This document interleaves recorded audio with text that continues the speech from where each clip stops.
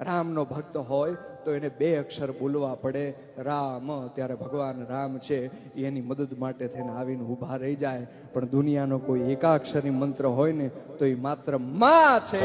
નાનું બાળક છે એ ગળથોલિયું ખાઈને પડી જાય ને માં શબ્દ નીકળે ને ત્યાં માં ગમે ત્યાંથી દોડીને આવીને ઊભી રહી જાય. માં ગમે ત્યાંથી આવીને ઊભી રહી જાય. હતો હું સુતો પારણે પુત્ર નાનો,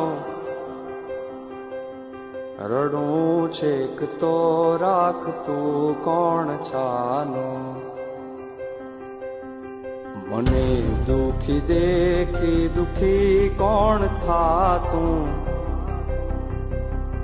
મહાહેત વાળી દયાળી જ માતું.